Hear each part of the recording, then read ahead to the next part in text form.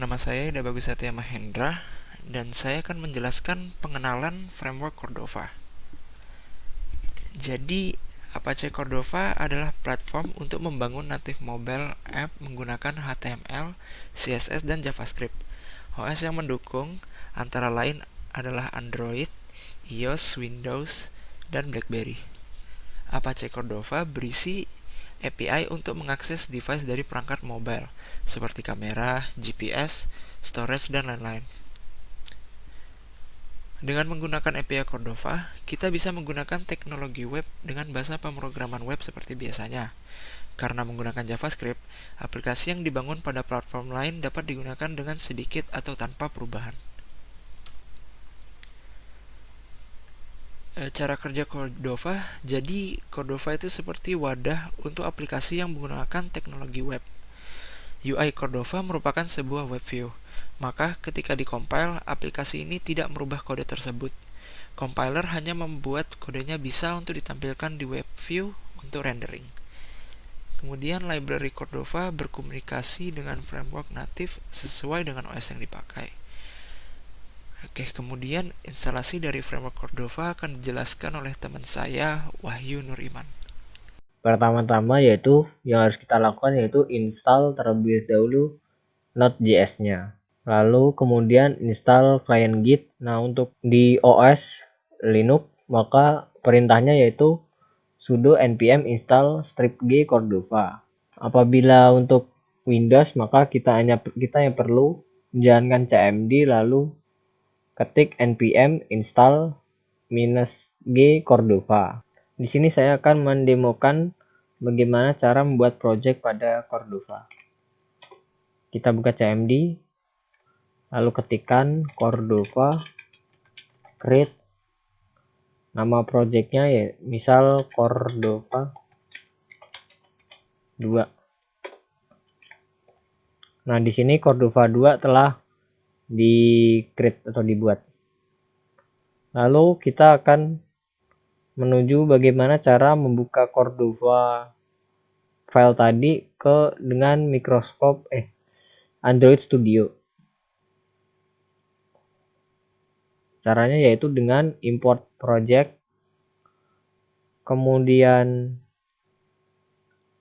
kita cari tadi aplikasinya. Nah, di sini saya sebelumnya telah membuat project Cordova yang sudah saya jalankan terlebih dahulu. Kita pilih platform, lalu Android pilih. Nah, file Cordova-nya sudah terbuka. Lalu kita jalankan saja menggunakan emulator dan hasilnya sebagai berikut.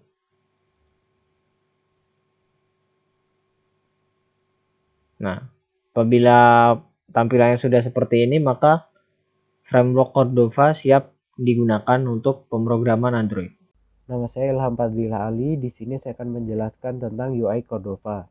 Nah, untuk template-nya itu sendiri kita menginstalnya menggunakan command dengan cara menuliskan mobile UI install template, name of template-nya.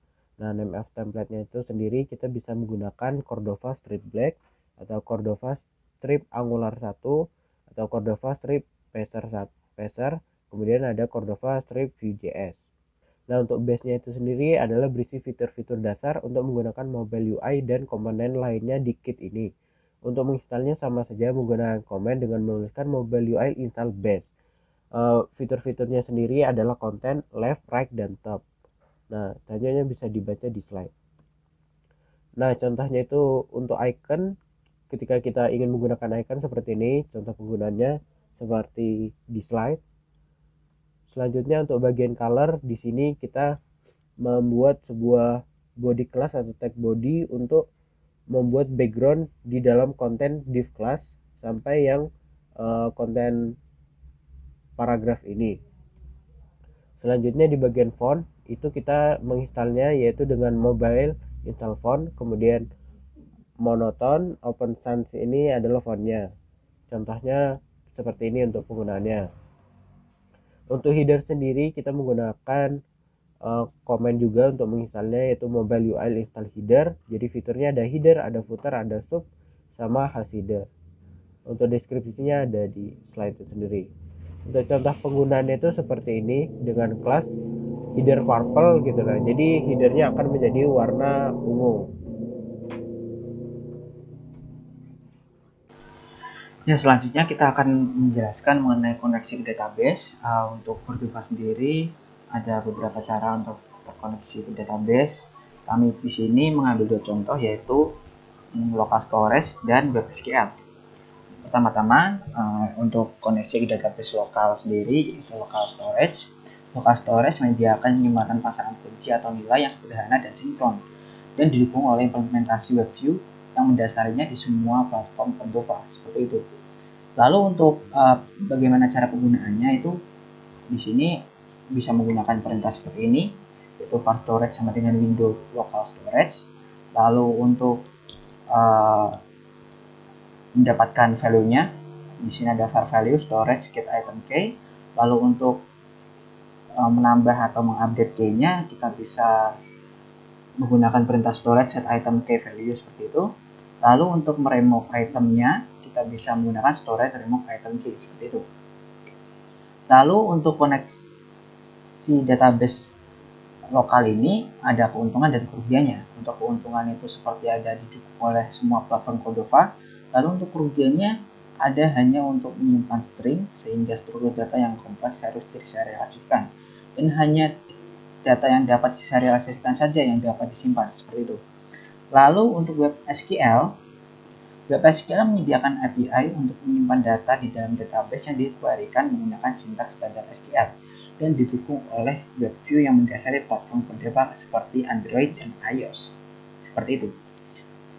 Untuk keuntungan dan kerugian sendiri, web SQL mempunyai keuntungan seperti performanya yang sangat bagus, jadi dapat diindexkan agar dapat cepat dicari, seperti itu. Lalu untuk kerugiannya, web SQL ini tidak support di semua platform Cordova, hanya beberapa saja. Seperti itu. Lalu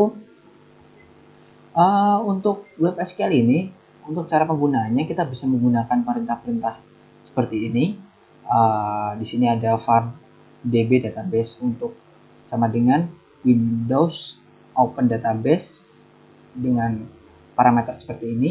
Untuk name-nya sendiri itu gunanya untuk nama database, versionnya itu untuk keterangan versi dari database itu yang kita gunakan. Lalu display name itu nama database yang akan ditampilkan. Lalu estimate size ada untuk perkiraan ukuran database seperti itu. Lalu di sini ada debit transaction untuk mengatur alur database kita seperti itu.